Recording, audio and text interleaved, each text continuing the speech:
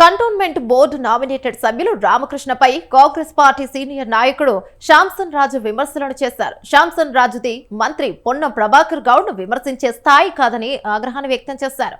నియోజకవర్గ అభివృద్ధి కోసం రాష్ట్ర ప్రభుత్వం 303 కోట్ల రూపాయలు మంజూరు చేస్తే మంత్రికి అవగాహన లేదని మాట్లాడడం సిగ్గుచేటని మండిపడ్డారు. కంటోన్మెంట్ బోర్డుకు రావాల్సిన 900 కోట్ల రూపాయల బకాయిలలో కనీసం 200 కోట్ల రూపాయలు తీసుకొచ్చి నియోజకవర్గ అభివృద్ధికి కృషి చేయాలని బీజేపీ నాయకులను ఆయన డిమాండ్ చేశారు. ఫస్ట్ ఈ వర్క్ ఆర్డర్ అనేది నువ్వు చూసి దాని మీద మాట్లాడు, అంతే తప్ప నువ్వు మాట్లాడే దాని మీద ఏం అవగాహన లేదు నీకు.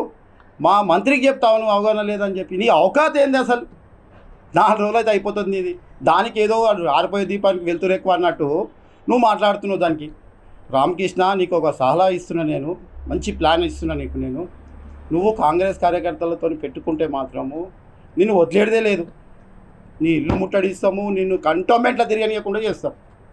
ముఖ్యంగా రామకృష్ణకు నేను చాలా తెలివిగలను అనుకుంటాం. ఇక్కడ బోయినపల్లిలో ఒక బొందలగడ్డ ఉన్నది, మారడపల్లిలో ఒక బొందలగడ్డ ఉన్నది. ఎప్పుడైనా నీకు 10 నిమిషాలు టైం దొరికితే ఆ బొందలగడ్డ ఒకసారి పోయి చూసిరా. నీకన్నా మంచి మంచి మేధావులు వండుకొని అలా